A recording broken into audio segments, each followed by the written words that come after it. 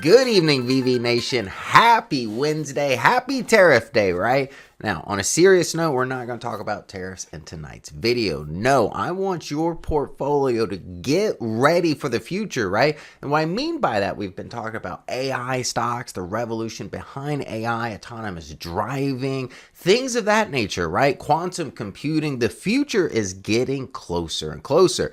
And the fourth industrial revolution, which we're going to talk about in tonight's video, relies on a certain technology for these items to actually take place and for consumers to enjoy the benefits of these items. So tonight's presentation, we are going to cover 6G technology. That's right. The rollout of this technology is coming to fruition in the next several years. So I have a watch list with some of the top 6G picks out there. We're going to break them down utilizing the VectorVest 7 system. As well, before we get to the software, I'm going to touch on some articles just showing the potential and the growth of this industry expected by the demand in AI in particular. Best way to start this video, what is the fourth industrial revolution? Well, we're in the midst of it right now. As you can see with the article here, focuses on things like AI, IoT, right? Robotics, forever altering how we work and live going forward. As I scroll down, automation, data exchange, right? Data centers, it's all the headlines right now. AI, IoT, I've talked about IoT, Internet of Things. It's making dumb things smart, like refrigerators, clocks, toasters.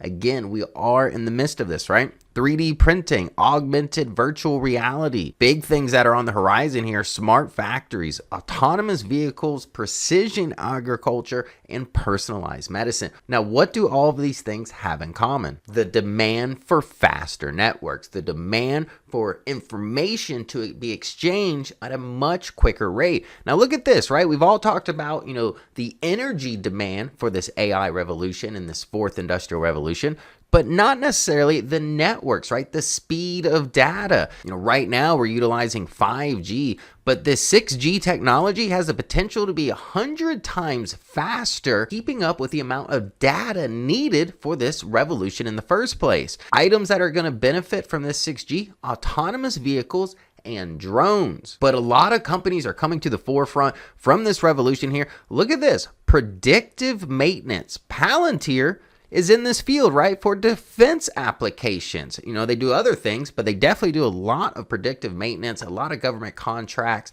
to make things more efficient. Now, we can see why the demand of the 6G technology, and from what I've seen here, is really not going to be rolled out to about 2029, 2030 by estimates.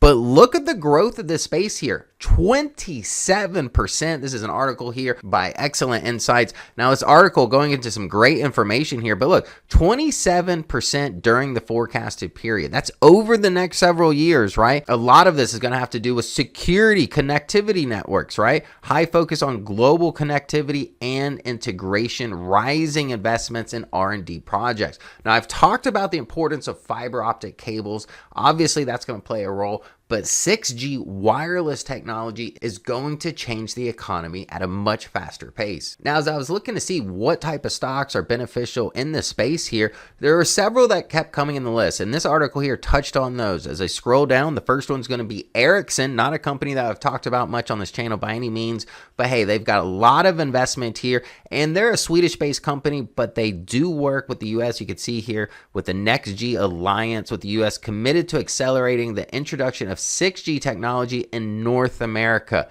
Now, as I scroll down, other familiar names here, we've got Nokia in the list. As well, we have Qualcomm here, a very well-known semiconductor company, but has a lot of exposure when it comes to the chips needed for the telecom industry as a whole. We're in the VectorVest 7 software, and you can see the list I have for you. Some of them are familiar names. Some of these may be new stocks to have on your radar. The one at the top of the list, IDCC, this was a new company for me. What I do like about this list, even with the volatile market that we're seeing, with being tariff day today, look, majority of these stocks are staying in positive territory. So you can see not a whole lot of pressure on the space as of right now, but with the market pulling back, generally speaking, probably not the best time, just be pulling the trigger on these stocks, but definitely have these stocks on your radar because with the market pulling back, it is opening up some great buying opportunities in the future. But that being said, we only have one buy rating stock, being Nokia. And as we take a look at the forecasted data, some of these stocks are pretty phenomenal, especially IDCC. But let's take a look at the charts to see if there's any opportunities presenting themselves when it comes to price action. First on the list, IDCC, nice price action, lower left to upper right. We can see with the technicals here, not in our favor, at least in the short term.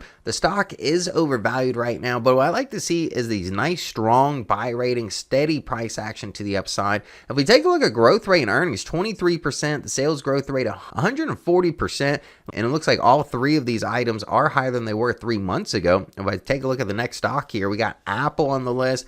Again, price action with the general market on the pullback right now. I do see price action getting back above that 20-day EMA. If we get a nice close above it, I'd be more optimistic, but the stock is still overvalued. If we take a look at growth rate and sales growth rate, pretty lackluster at just 8 and 4% respectively. Here we've got Qualcomm. I mean, this is a pretty tempting bottom fishing scenario here. You can see the valuation still on the climb here. We currently value the stock at $229, just trading at $153. But look at the low, came in just a few days ago. With the moving averages right now, we can see that the bears are taking control in this position, but definitely have it on your radar. It's undervalued, very important company. And if we look at some of the forecasted data here, earnings growth rate 15%, sales growth rate 17%, and look at the trends of these items. All the forecasted data is on the rise over the last 12 months. Here we've got Cisco, a company that was greatly undervalued, has now become overvalued, but look at price action on the rise, value on the rise here. One thing I don't like, growth rate has faltered here. Growth rate actually coming at -3%, earnings per share on the decline,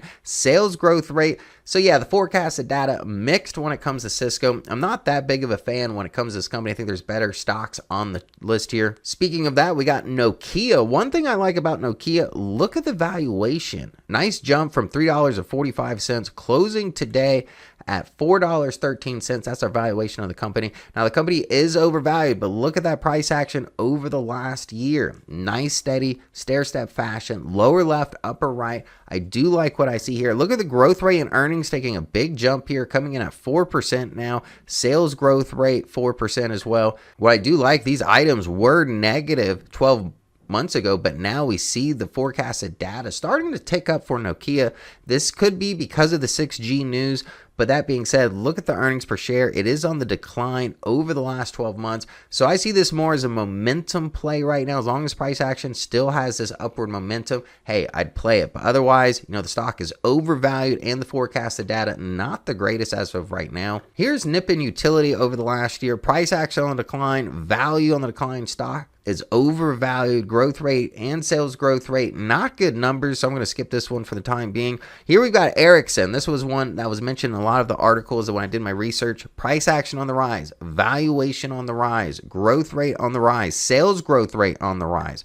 Earnings per share, the forecasted data starting to roll over a little bit. We can see that with price action as well, but still looks good overall. I do like this position. Growth rate coming in at -3%, sales growth rate 0%. So we're seeing the forecasted data not that hot with this position. Now here's SK Telecoms, telecommunication company here. Pretty flat compared to where it was a year ago. The company is overvalued right now. Growth rate and earnings on the rise, coming in at 2%. Sales growth rate still lagging at -6%. But look at the earnings per share. Nice steady rise in earnings per share over the last 12 months. I do like that, but the stock is just overvalued. Let the trade come to you. Now, after examining some of these stocks and breaking down the charts, the real opportunities that I see here right now is going to be an IDCC or Qualcomm. Now, if you enjoyed tonight's presentation, I know this is a little bit different of a topic, doing 6G technology. Just want to put some of these stocks on your radar, get the wheels to turn. And I know a lot of these stocks don't present the best opportunities right now, but I have a feeling that